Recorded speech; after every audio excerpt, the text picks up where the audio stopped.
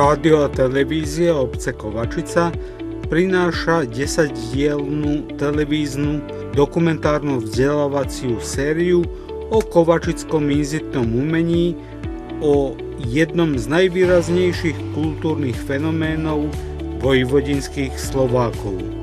V 10-dielnych reláciách sa pozrieme na jeho históriu, cestu na zoznam UNESCO, jeho vplyv na komunitu a umelcov, nový impuls pre turizmus a kreatívnu ekonomiku, na význam edukácie, úlohu umenia v zachovaní identity a rastúcu medzinárodnú viditeľnosť Kovačice. Séria prináša rozhovory, archívne materiály, aj autentické pohľady tých, ktorí tvorili a stále tvoria jedinečný svet kovačického inzitného maliarstva. 5. relácia prináša pohľad na edukáciu a úlohu médií pri ochrane a popularizácii inzitnej maľby. Ako sa o nej učí a čo znamená správna mediálna prezentácia. Pani Gloziková-Jonášová, najprv sa našim divákom a poslucháčom predstavte, čo ste doteraz robili vo svojej kariére. Ďakujem v prvom rade za pozvanie a že môžem participovať na tomto vašom projekte, ktorý je skutočne pochvalyhodný. A myslím si, že kovačickej verejnosti, alebo teda našej obci sa veľmi predstavovať ani nemusím, keďže vyše 10 rokov som pôsobila v tejto televízii. Začalo sa to tak, že keď som vyštudovala slovenský jazyk a literatúru na Filozofickej univerzite v Novom Sade, zhodom okolností som sa zamestnala práve v kovačickej televízii, kde som robila v slovenskej redakcii. Počase som vykonávala aj funkciu riaditeľky, počom som začala robiť v týždenníku Hlas ľudu, kde som určitú si dobu bola aj šéfredaktorkou. Teraz tam robím ako redaktorka a momentálne ako redaktorka aj časopisu pre deti Zornička. Paralelne už niekoľko rokov, okrem novinárskej práci, vyučujem aj na základnej škole mladých pokolení v Kovačici. Vyučujem žiakov srbských tried, ktorí sa slovenčinu vyučujú iba fakultatívne, teda ako voliteľný predmet.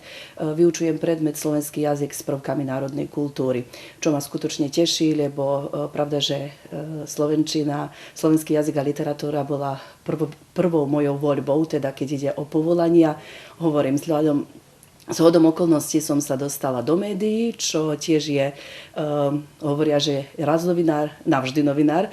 Proste človek, keď sa dostane do novinárstva, do médií, je ťažko stade odísť, lebo skutočne je to veľmi, veľmi pekná práca, stretávať sa s ľuďmi, informovať o ich úspechoch, o ich udalostiach. Ale z druhej strany hovorím, teší ma aj možnosť, že môžem byť s deťmi, že ich môžem vyučovať a vštepovať im slovenský jazyk a literatúru.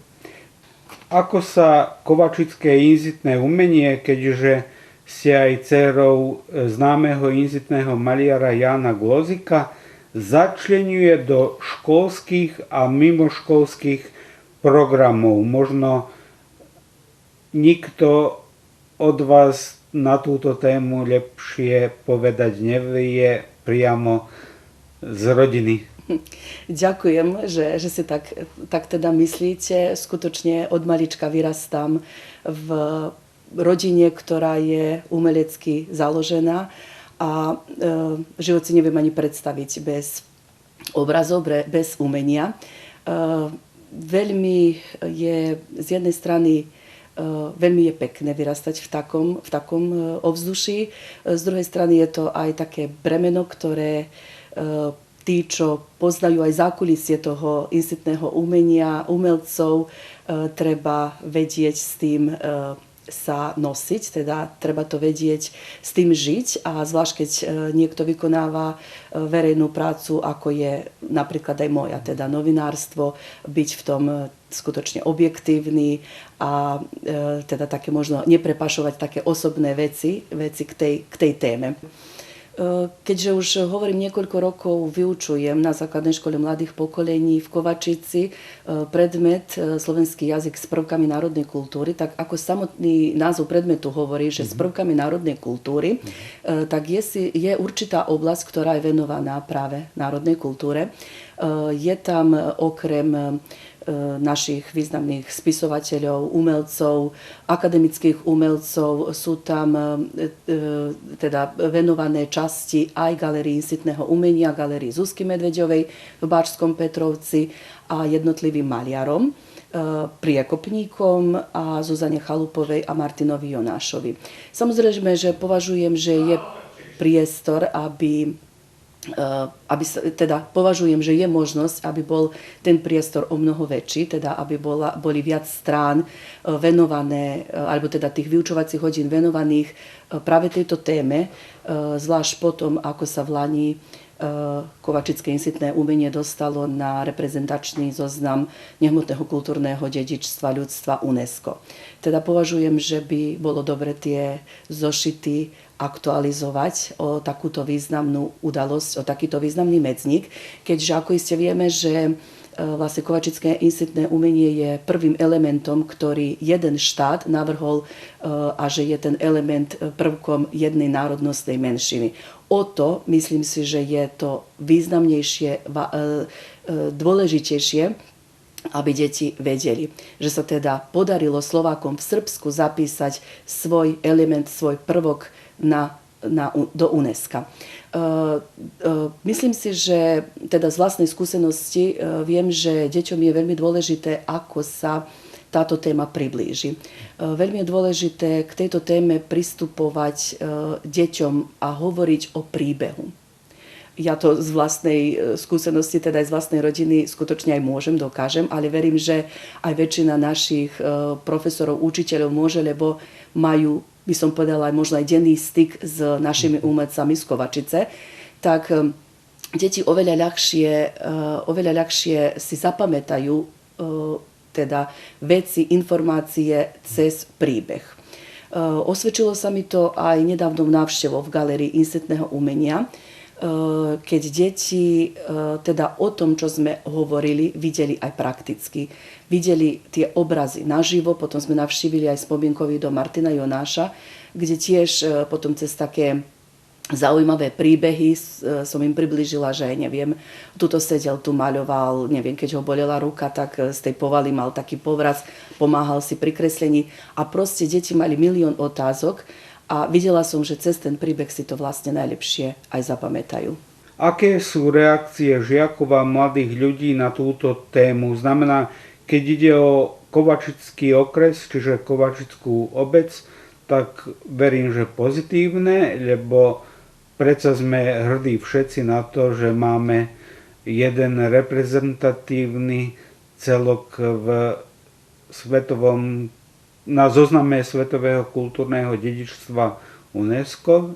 A ako to vnímajú možno iné deti, ktoré prichádzajú, aj iní mladší ľudia, ktorí prichádzajú mimo nášho okresu, mimo našej obce do Kovačice navštíviť možno vašu rodinu, respektíve galériu, alebo druhé obrazárne, alebo čo ste hovorili, spomienkové domy?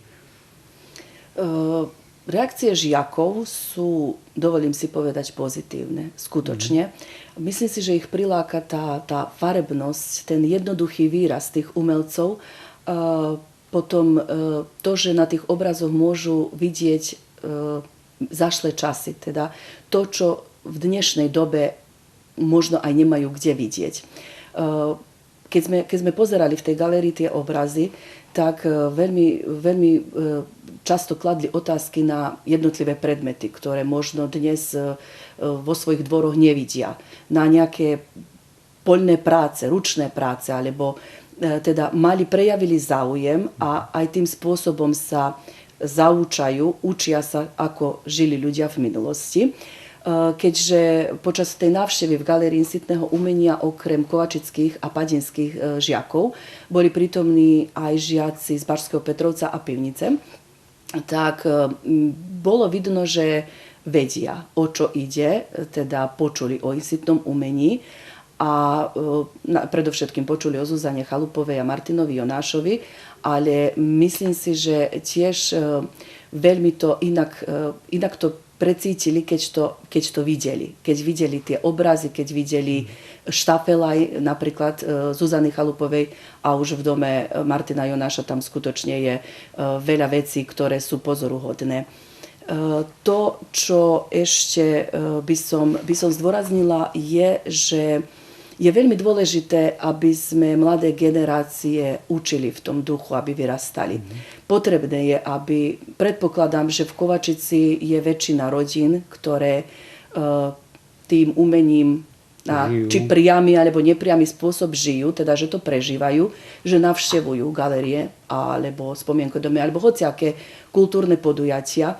Je veľmi dôležité, aby deti od útleho malého veku takéto kultúrne podujatia, nemusia to byť iba galéria a výstavy, ale teda programy, festivaly, aby navštevovali. Lebo takým spôsobom vlastne my tie mladé generácie zaučame, aby si ctili našich predkov, našu minulosť, našu históriu. Na otázku, prečo je dôležité vzdelávať mladé generácie o lokálnom kultúrnom dedičstve, už ste v podstate aj na tú otázku odpovedali. Máte ešte niečo k tomu pridať? Proste, neviem, akože ja som naozaj vyrastla v takej rodine, kde umenie, ale aj hudobné umenie, aj spev, tanec, folklór, teda skutočne umenie, nech tak poviem, celkové, v našej rodine bolo a je prítomné, za čo som veľmi povďačná. Pravda, že starým rodičom, ktorí ma k tomu viedli, a snažím sa aj mojej dcerke vštepovať tieto kultúrne, tieto hodnoty dedičné, alebo ako by som to povedala. A myslím si, že by bolo potrebné, aby všetci, lebo sú rodiny, ktorým je napríklad aj toto insitné umenie alebo kultúra ako samozrejmosť. Teda to je tu, je to tu, OK, budeme spievať, budeme tancovať, ale možno sa nezamýšľajú nad tým, koľko je skutočne dôležité o tom hovoriť a zapájať deti. Lebo na mladých svet zostáva, ak ich nenaučíme, že si tieto hodnoty majú pestovať, tak ak sa budú obracať k iným, možno globálnejším veciam, tak tá naša identita, to, čo nás teda predstavuje, aj zanikne. A v tejto pretechnizovanej dobe práve insitné umenie možno je takým lákadlom k inému svetu, o ktorom režisér Pedro Almodóvar rozprával, že je medzi skutočným snom. A akú úlohu zohrávajú médiá pri propagácii naivného umenia? Rovnako tak máte aj v rodine, aj sama ste v médiách, boli a ste, tak čo by ste povedali na tú tému? A rovnako tak sa v súčasnosti žiaľ zjavujú aj tzv. Ako Angličania hovoria fake news, správy, ktoré celkom opačne rozprávajú o tom, ako sa to skutočne stalo. Tak koľko je tomu Kovačici pomáha, keďže je už v UNESCO, alebo odmáha? Akú úlohu teda zohrávajú médiá pri propagácii naivného umenia?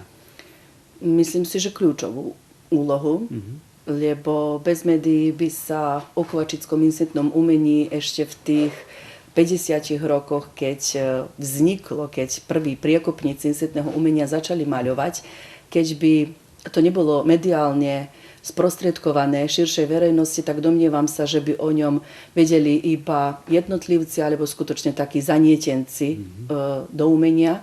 A vďaka dovolím si povedať aj nášmu týždenníku, ktorý naozaj od tej prvej výstavy, ktorá bola uskutočnená pri 150. výročí založenia Kovačice, kde boli vlastne prezentované poprvýkrát obrazy insitných umelcov, priekopníkov, už vtedy náš týždenník Hlas ľudu o tom písal a ústavične teda všetky udalosti, všetky výstavy zmapoval. Neskôršie tu samozrejme už pribudol aj rozhlas, aj televízia, takže myslím si, že oni zohrávajú kľúčovú úlohu. Pravda je, že v dnešnej dobe sa akoby aj tá novinárska etika nejak zmenila a ľudia aby dosiahli cieľ sledovanosti alebo teda popularizácii svojich médií veľmi často na svojich stránkach objavujú, zverejňujú teda klamy. Áno, klamy alebo teda nepravdivé fakty, čo incitnému umeniu alebo vôbec teda všetkým viac škodí ako prospieva, ale neviem, proste to je úlohou samých tých mediálnych pracovníkov, aby si skutočne dali na vedomie a vlastne aby sa zamysleli nad tým, že po nich a po 100 rokoch, keď niekto bude pátrať možno za nejakými údajmi, bude chcieť vydať nejakú monografiu alebo proste bude si ako za základ brať tie správy alebo tie teda články z novín, treba, aby si uvedomil, že odvtedy sa bude inak, ako by som povedala, bude inak verejnosť vnímať alebo bude inak oboznámená o tých veciach, ako je pravdivosť. My, ktorí žijeme v tejto dobe a ktorí vieme rozoznať, že čo je pravdivá správa a čo nie je, ale o 100 rokov, dajme tomu, že ak niekoho bude zaujímať táto oblasť, takže ak sa bude chcieť to v archívoch vyhľadať, skutočne on nebude vedieť, či to bolo pravdivé alebo nie. Tak myslím si, že je to žiaľ Bohu na jednotlivcoch, ale nejak chcem veriť, že ako ľudstvo nezlíhame a že je toto taká kríza, ktorá nás momentálne trápi a že skutočne prídeme do toho, že iba tie pravdivé, osvedčené veci zostanú a tie nepravdivé nejak selekciou pôjdu bokom. Hlas ľudu bol jedným z kľúčových písaných médií, keď ide o propagáciu inzitného umenia Kovačice a Padiny, to určite, ale rovnako tak treba povedať, že v roku hyperinflácie 1993 roku, keď Hlas ľudu takmer nemohol existovať, prišli na pomoc práve inzitní maliari, urobili aukciu svojich obrazov a pomohli, aby sa aspoň niekoľko čísel vytlačilo bez problémov. Bol som prítomný na tej aukcii a môžem povedať, že to bolo zorganizované na vysokej úrovni.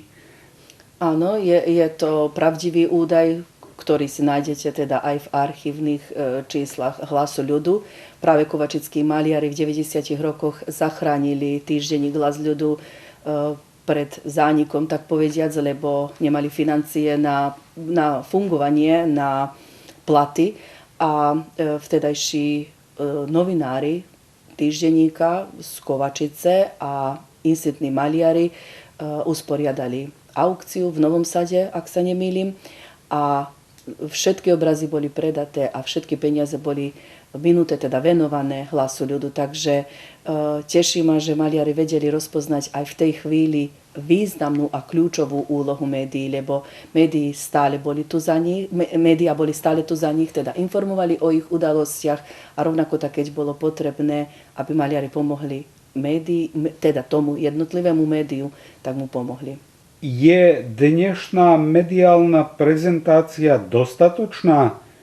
Čo by možno bolo možné zlepšiť?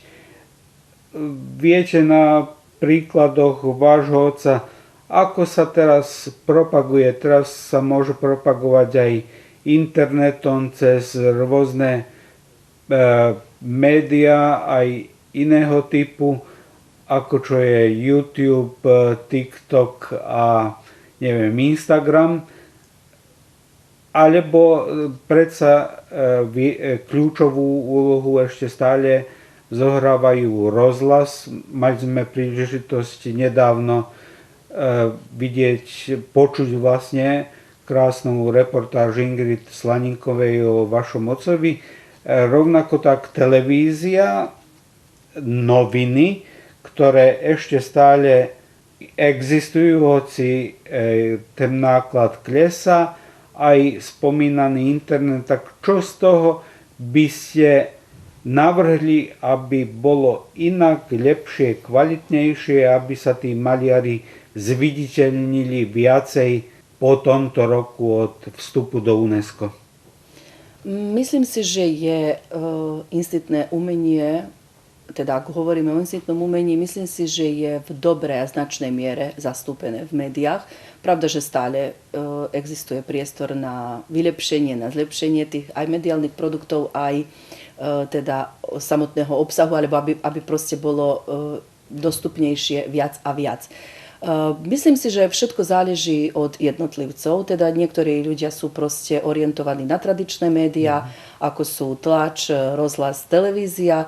Zase mladšie generácie sú orientované už iba na tieto digitálne, online web stránky a už teraz aj tieto spoločenské siete, ktoré však už majú, by som povedala, aj úlohu informovania, aj keď ich cieľom prvým, teda keď boli tie sociálne siete založené, nebolo im prvoradým cieľom informovať ľudí, ale skôr taká komunikácia medzi ľuďmi a zábava, ale pomaly sa dostávame k tomu, že oni preberajú primát v informovaní ľudí, ale teda myslím si, že to záleží od jednotlivca a treba nájsť takú správnu mieru, vyvážiť, teda pre každého, aby bolo niečo, aby to bolo, je to pre nás mediálnych pracovníkov dosť ťažko, lebo viem, že najmä v slovenských redakciách, vo Vojvodine, v našich menšinových médiách, všetci robíme všetko. Teda my, čo píšeme do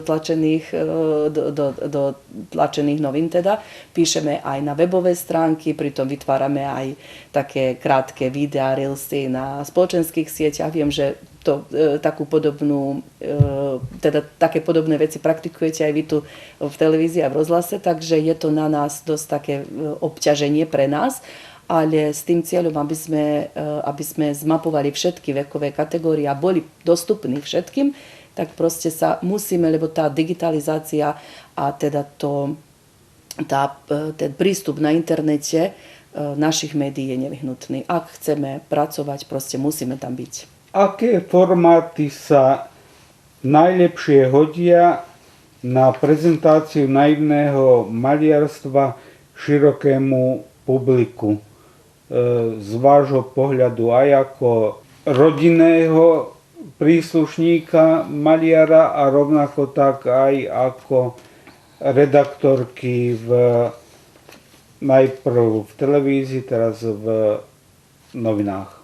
Závisí to, opäť poviem, od toho, komu je ten mediálny produkt, mediálny obsah adresovaný. Nakoľko je adresovaný starším generáciám, tak oni pravda, že sú verní tlači, verní televízii a rozhlasu. Nakoľko je adresovaný tej strednej generácii, ktorá je, tak by som povedala, pol na pol, teda myslím si, že je naučená aj prelistovať noviny, pozrieť si správy v televízii a v rozhlase vypočuť, ale rovnako tak už je prítomná aj na internete. A už keď hovoríme o tej mladej generácii, tak výlučne je to internet a pritom tu treba skutočne dávať dobrý pozor, lebo mladí ľudia chcú všetko instant, chcú všetko hneď, všetko spracované, dynamické, skrátka, teda nič, čo prevyšuje minútu, dve, teda v tej minútky v dvoch najviac musí byť skutočne povedané všetko, čo im chceme povedať, lebo oni to proste prestanú to pozerať, to ich už nebaví. Takže tie formáty sú veľmi dôležité, ako ich spracovať. Sú na to odborníci, ktorí nám to vedia, teda aj nám mediálnym pracovníkom, sledujú to, ako sa ten proces vyvíja a tie vedomosti sa snažia nám aj prostredníctvom seminárov sprostredkúvať, lebo viete, ako čo sa jazyk vyvíja, tak sa vyvíjajú aj médiá a to, čo bolo aktuálne pred 10 rokmi, už dnes nie je. Teda keď hovoríme o tom prístupe ako teda urobiť, neviem, správu, alebo neviem, nejaký rozhovor v štúdiu, reportáž. Takže je to taká, by som povedala, vec, ktorá sa stále rozvíja a treba si vedieť určiť tú cieľovú skupinu a už potom sa nejak tá forma toho mediálneho obsahu sama vyprofiluje. Kovačické inzitné umenie za posledné 10 ročia od prakticky jeho vzniku a za vznik považujeme 53. rok, keď začali väčšina z nich na podnet Stojana Trumiča predsa maľovať skutočnú inzitu a nie premaľovať obrazy, tak od komunizmu po konzumizmus. Aký zohráva online priestor významnú úlohu pri získavaní medzinárodnej pozornosti? Lebo po druhej svetovej vojne, aj vďaka tomu, že sme žili v blízkosti Belehradu a rovnako tak mali prajné podmienky pre ľudovú kultúru, a tu považujem aj inzitné umenie k tomu, tak bolo veľa zahraničných návštev, veľvyslanectiev a iných významných osobností, ktorí radi prichádzali do Kovačice. Teraz je to všetko z komunizmu prešlo na konzumizmus. Takže ako je to podľa vašej mienky? Zohráva online priestor významnú úlohu pri získavaní medzinárodnej pozornosti? Pravda, že? Opäť poviem, že kľúčovú. A tu by som možno podotkla veľmi dôležitú vec, ktorú som si všimla napríklad aj ja pri pátraní za nejakými informáciami, že inštitúcie, ktorým je vlastne prvoradým poslaním napríklad propagovať toto insitné umenie, častokrát nie sú aktualizované. To by som teda povedala, že je taký svojrázny problém, že niektoré stránky, nie sú aj 10 rokov aktualizované. Niektorí maliari napríklad sa žiaľ Bohu pominuli, niektorí dosiahli pozoruhodné výsledky, o ktorých by bolo treba informovať. Teda hovorím tu aj o tých životopisoch, ktoré sa nachádzajú na tých webových stránkach tých niektorých ustanovíc inštitúcií, alebo proste o správach, ktoré, keď sa niečo naozaj výnimočné udeje, ako bol zápis do UNESCO, a niektoré stránky to nemajú aktualizované. Toto považujem za veľký mínus našej spoločnosti, že sa dostatočne nevenuje pozornosť tomu, aj keď nie na dennej úrovni, ale myslím si, že by sa aspoň, neviem, koncom roka, alebo teda keď sa sumarizuje, alebo teda robí nejaká sumarizácia minulého roku, tak aspoň tedy si pozrieť svoje webové stránky a pozrieť, čo tam treba upraviť. To sa dnes dá, teda to nie je vytlačené, v knihy sa nedá aktualizovať, ale na internete sa dá. A to považujem za veľmi taký, hovorím, palčivý problém, ktorý by bolo treba doriešiť. A to, že by bolo potrebné, aby také obsahy boli dostupné aj v cudzom jazyku, predovšetkým v angličtine. Chceme my alebo nie, angličtina je dnes globálnym jazykom a ak chceme v svoj prospech niečo dosiahnuť, tak treba si pestovať samozrejme svoj jazyk a kde môžeme, tak sa vyjadrovať po slovensky a svojim deťom ho vštepovať, ale keď chceme s cieľom niečo zviditeľniť, tak proste musíme byť dostupné v cudzom jazyku a pravdivý predovšetkým. Ako môžu médiá podporiť zachovanie autenticity a zároveň moderné prezentovanie? O tom modernom prezentovaní trochu ste rozprávali teraz pred chvíľou. A ako zachovať autenticitu vďaka médiám? Médiá by predovšetkým mali byť objektívne, mali by byť aj kritické. Myslím si, že koľko je dobre, že sa propaguje insitné umenie, toľko niekedy sa napríklad, a dajme sa to teraz, teda po roku od zápisu do UNESCO, vidí, že sa pod incitným umením zveličujú mnohé mená, ktoré, dajme tomu, pred 2 dňami začali držať štetec v ruke a už sa pod tým menom UNESCO zveličujú a neviem, dajú si logo na katalóg, na výstavu a neviem čo, tak myslím si, že by tu spoločnosť alebo ľudia, ktorí, aj mediálni pracovníci a ľudia, ktorí pracujú v tejto oblasti, mali byť skutočne kritickejší, lebo tá čiara medzi tým umením a prezasyťovaním umenia je veľmi, veľmi, by som povedala, maličká. A obávam sa, že by sa jedného dňa to incitné umenie nedopracovalo k tomu, že sa stane gíčom. Proste, že si znehodnotíme to, čo máme, tento fenomén, za ktorý skutočne máme byť len vďační. A nehovorím pri tom, že netreba, aby boli mladí maliari. Na mladých svet zostáva.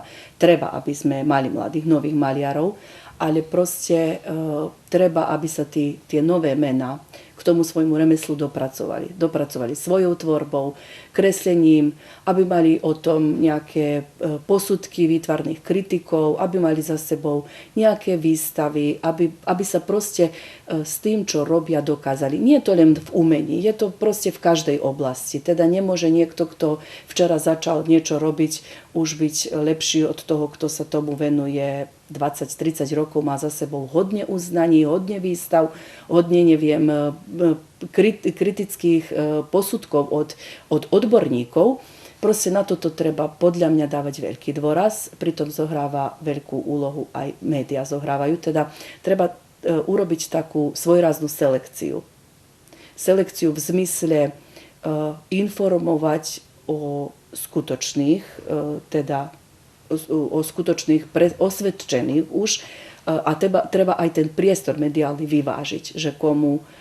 Ja sa pamätám, keď som sa zamestnala v Hlase ľudu, tak mi vždy jedna kolegyňa povedala, že zváž si o tom, toto je pokrajinské médium, zváž si o tom, koľko strán, koľko priestoru si tá osoba zasluhuje. Teda naozaj si treba na to podbať, že by sme si z toho, čo máme, neurobili sebe škodu, že proste budeme ponúkať verejnosti, svetu niečo, čo je ani nepribližné tomu incitnému umeniu. Jeden z medzníkov incitného umenia v Kovačici bol koniec 80 rokov, keď tu v Belehrade prebiehala po druhýkrát konferencia nezúčastnených krajín. Prvá bola v 61. roku, druhá v 89. tuším, a vtedy Kovačica dostala takzvaný Ďuricov dom, kúpila a vytvorila tam lepšie podmienky pre maliarov, ich tvorbu a vystavovanie, čo je teraz reprezentatívny priestor. A druhým medzníkom by mohla byť ale svetová výstava Expo v 2027 v Belehrade. Rozmýšľali ste, na aký spôsob by sa mohla Kovačica zapojiť do toho všetkého projektu, lebo sme na 48 km od Belehradu a o tomto predchádzajúcom medzníku konferencia trvala iba niekoľko dní, na rozdiel od Expa, čo má trvať takmer pol roka. Myslím si, že netreba prepásť šancu dostať sa na Expo v Belehrade. Samým tým, že koľko viem, kovačické incitné umenie už na podobných výstavách, teda na výstavách Expo už bolo prezentované. Je to výnimočná príležitosť ukázať svetu aj tento kovačický fenomén. Tak verím, že ľudia, ktorí sa venujú tejto oblasti, sa budú mať záujem a teda sa dostanú aj k tej výstave a že naozaj prezentujú aj kovačickú incitnú tvorbu na Expo v Belehrade.